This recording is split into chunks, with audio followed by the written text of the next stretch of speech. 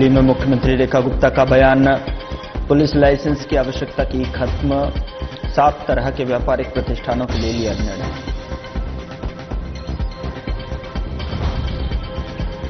दिल्ली की सीएम रेखा गुप्ता का बयान, कहा एमएएनसी में सुविधाओं की दिखी कमी, छात्रावासों में छात्रों के लिए नहीं है सुविधा।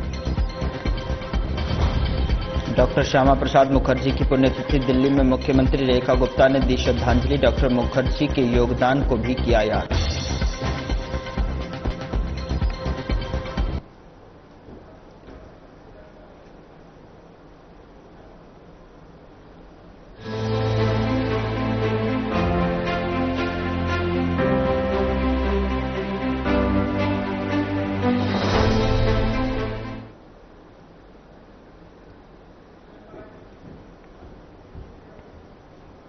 दिल्ली की मुख्यमंत्री रेखा गुप्ता ने जो है बड़ा फैसला लेते हुए दिल्ली के लिए जो सुविधाएं हैं इसको लेकर उन्होंने कहा है कि 7 तरह के व्यापारिक प्रतिष्ठानों से पुलिस लाइसेंस की जो है आवश्यकता पूरी तरह से खत्म कर दी है, समाप्त कर दी है। अब इनमें केवल एमसीडी, एनडीएमसी और दिल्ली जो है कैंटोनमेंट बोर्ड की ही अनुमति लगेगी। यह एक ऐतिहासिक जनहितैषी आदेश दिल्ली के लिए है।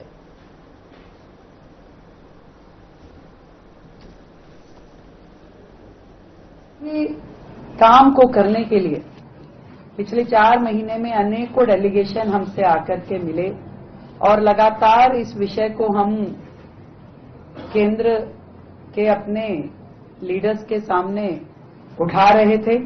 और मुझे आज खुशी है कि माननीय प्रधानमंत्री नरेंद्र मोदी जी, हमारे माननीय एचएम साहब अमित शाह जी और माननीय उपराज्यपाल जी, आप सबके द्वारा दिल्ली सरकार के अनुरोध पे जो ये निर्णय लिया गया कि 7 तरह के व्यापारिक प्रतिष्ठानों से पुलिस लाइसेंस की आवश्यकता को पूरी तरीके से समाप्त कर देना, swimming pool, eating houses, hotel, motel, guest house, discotheque, video game parlour, amusement park, auditorium, अब इनमें केवल एमसीडी, एनडीएमसी और दिल्ली कंट्रोलमेंट बोर्ड की ही अनुमति उसमें लगेगी।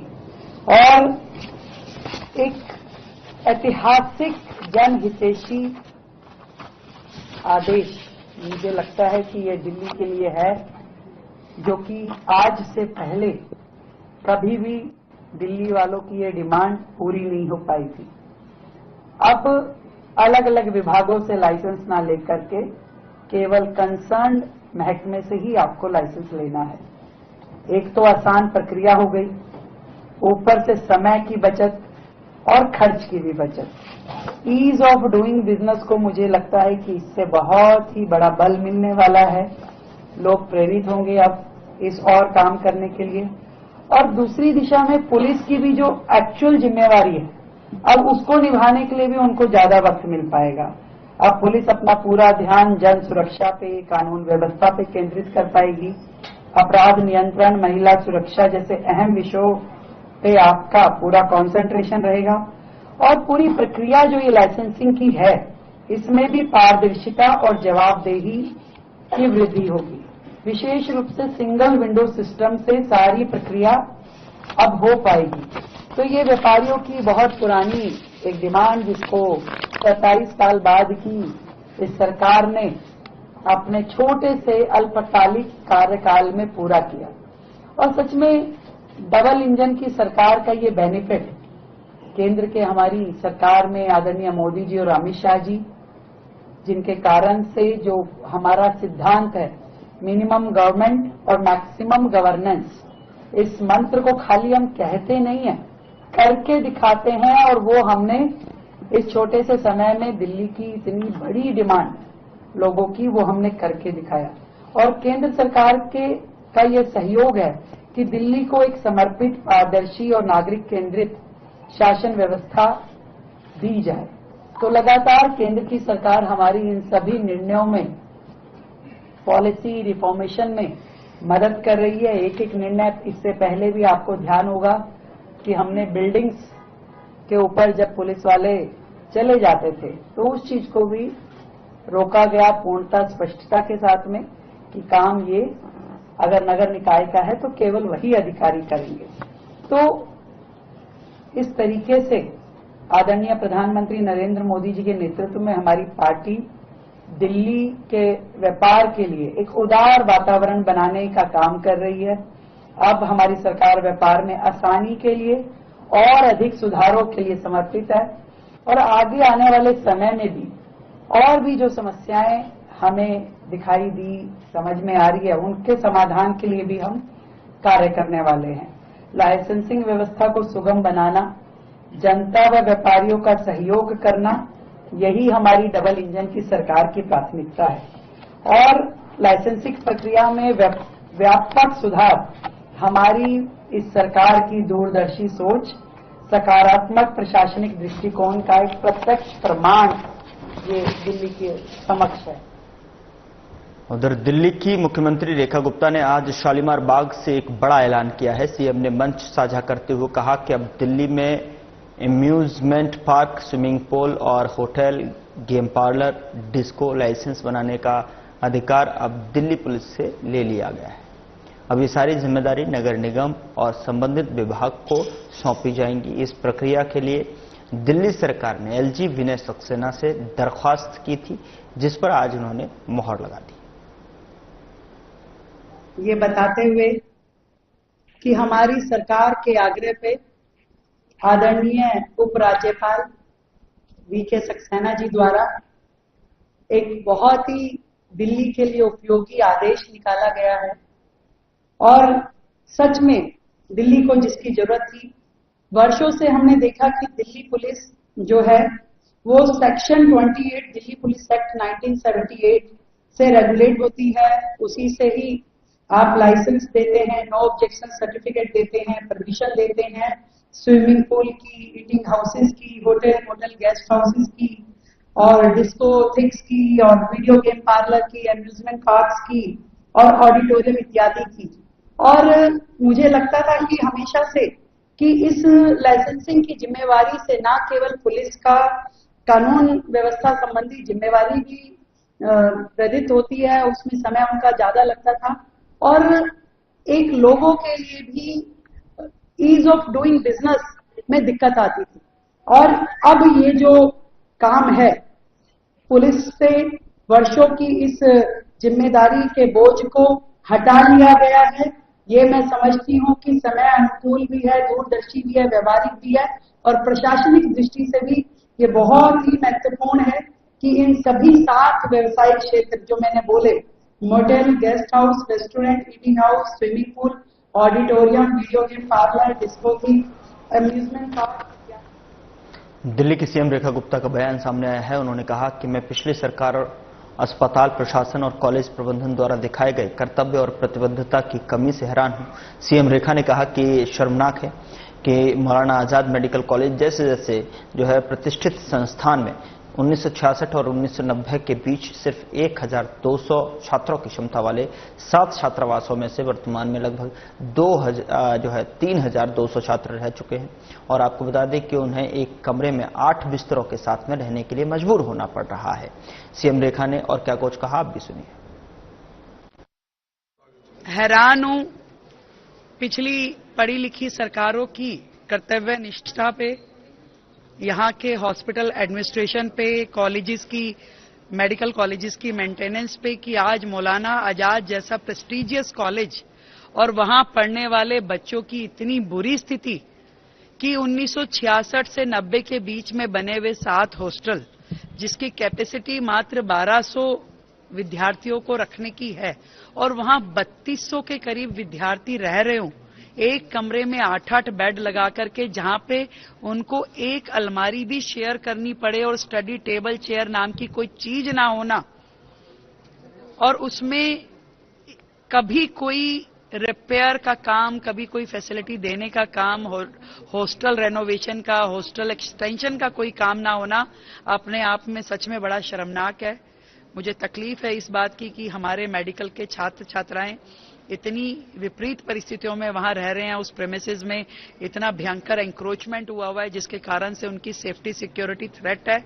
और पहले भी वहां पे मिसहैपनिंग हुई हैं, रेप जैसे भयानक केसेस भी वहां हुए हैं, और उसके बावजूद भी यदि पिछली सरकारों ने उनको एक सेफ एनवायरनमेंट दिया नहीं, एक कॉम्पैक्ट कैंपस नहीं दिया, तो ये अपने आप में बहुत ही सोचने वाली बात है। और आज मुझसे आकर के ये सभी स्टूडेंट्स मिले हैं, उन्होंने मुझे ये सारे विषय का जिस तरीके से, जिस डीप भावनात्मक तरीके से उन्होंने मुझे ये बातें बताई हैं, तो मैं सच में बहुत परेशान हूं इन बच्चों के लिए। और इमीडिएटली सरकार उसमें उन बच्चों को जो फैसिलिटी, जो रिपेयर की वहां पे काम करवाने हैं, वो भी कराएंगे हम। और नए हॉस्टल सचिवालय में आज मुख्यमंत्री रेखा गुप्ता से डॉक्टरों ने मुलाकात की है और इस मुलाकात में उन्होंने बेहतर बुनियादी ढांचे, सुरक्षा और साथ ही छात्रावास सुविधाओं को लेकर जो अपनी मांगें सीएम के सामने रखी।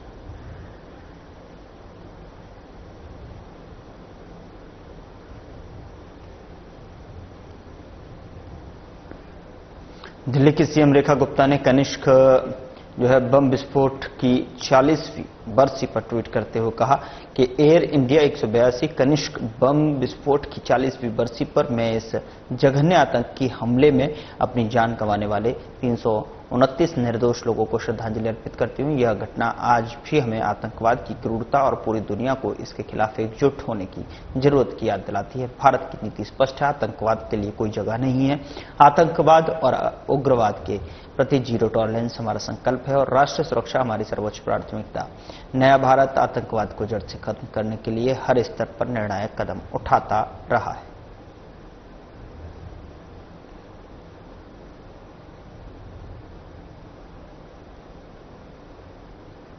मुख्यमंत्री रेखा गुप्ता ने डॉक्टर श्यामा प्रसाद मुखर्जी की पुण्यतिथि पर आयोजित पुष्पांजलि कार्यक्रम में कहा कि यह कार्यक्रम हर साल आयोजित किया जाता है। उन्होंने कहा कि आज हम सभी यहां उनकी पुण्यतिथि पर श्रद्धांजलि अर्पित करने के लिए एकत्र हुए हैं।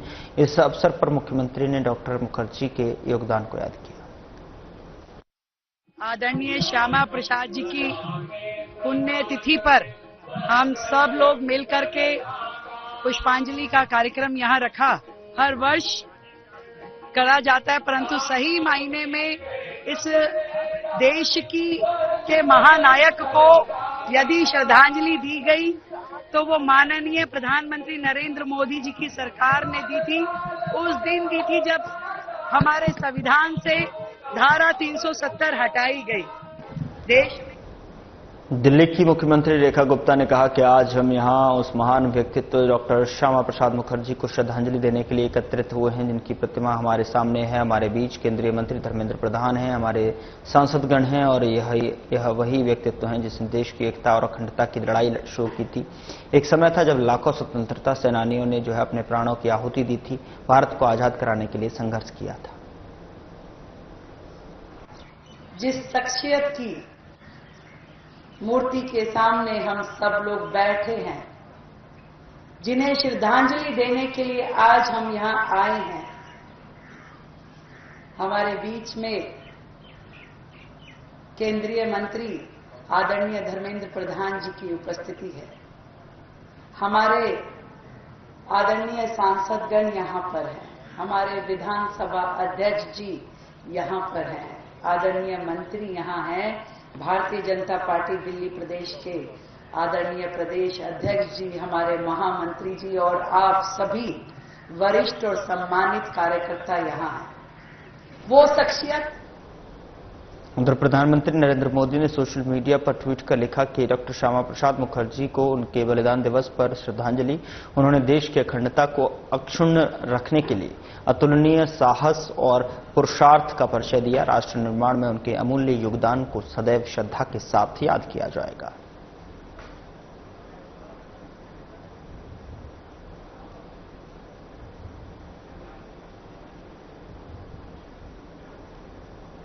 दिल्ली में केंद्रीय मंत्री जेपी नड्डा ने बीजेपी मुख्यालय में डॉक्टर श्यामा प्रसाद मुखर्जी की पुण्यतिथि पर उन्हें पुष्पांजलि अर्पित की। केंद्रीय मंत्री जेपी नड्डा ने कहा कि देश भर में बीजेपी कार्यकर्ता डॉक्टर श्यामा प्रसाद मुखर्जी की 72वीं पुण्यतिथि पर कार्यक्रम कर रहे हैं। लाखों कार्यकर्ता उनके योगदान को याद कर रहे हैं। बंगाल में जन्मे डॉक्टर श्यामा प्रसाद मुखर्जी ने भारत की आजादी और आज पश्चिम बंगाल, पंजाब और असम को भारत का अभिन्न अंग बनाने में महत्वपूर्ण भूमिका निभाई। आज सारे देश में भारतीय जनता पार्टी के कार्यकर्ताओं द्वारा डॉक्टर श्यामा प्रसाद मुखर्जी जी के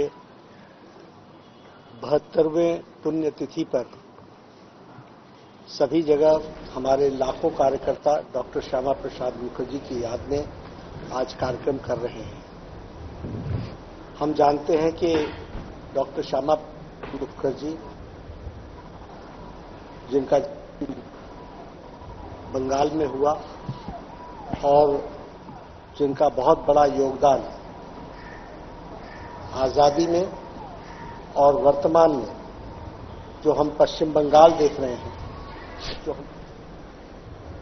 केंद्रीय मंत्री धर्मेंद्र प्रधान ने कहा कि डॉक्टर श्यामा प्रसाद मुखर्जी ने महात्मा गांधी के आह्वान पर पहली राष्ट्रीय सरकार में शामिल होने का महत्वपूर्ण निर्णय लिया था और इस कैबिनेट में बाबा साहेब अम्बेडकर जैसी महान हस्ती भी शामिल थी। उन्होंने उल्लेख किया कि डॉक्टर मुखर्जी अक्सर कांग्रेस नेतृत्व और पंडित नेहरू की नीतियों से असहमत रहते थे, लेकिन राष्ट्रीय हित में उन्होंने महात्मा गांधी के आह्वान का सम्मान किया। भी अनेक विषयों पे कांग्रेस की तत्कालीन नेतृत्व से सहमत नहीं होते थे, विशेष करके नेहरू जी से सहमत नहीं होते थे, लेकिन गांधी जी की आह्वान पे उन्होंने जो पहला 47 में अंग्रेज जाने के बाद राष्ट्रीय सरकार बनी, जिसमें पूज्य बाबा साहेब आम्बेडकर भी थे, जिसमें श्यामा प्रसाद जी भी थे।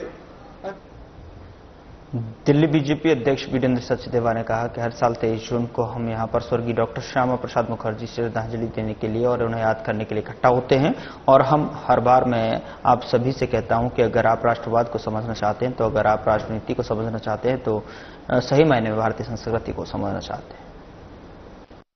23 जून को हम लोग यहां एकत्रित होते हैं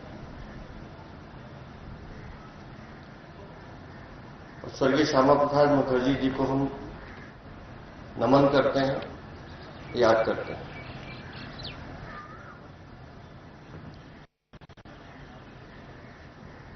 और मैं हर बार आप लोगों से कहता हूं कि अगर आप लोगों को समझनी है।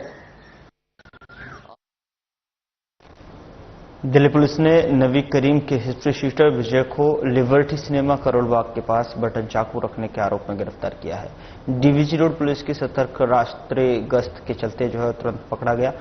उसके खिलाफ जो है आर्म्स एक्ट के तहत मामला दर्ज कर जांच जारी है।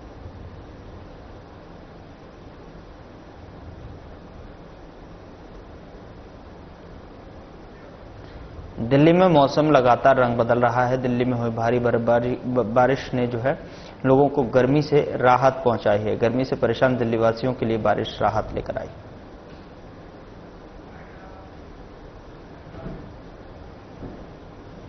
फिलहाल बुलेटिन में इतना ही।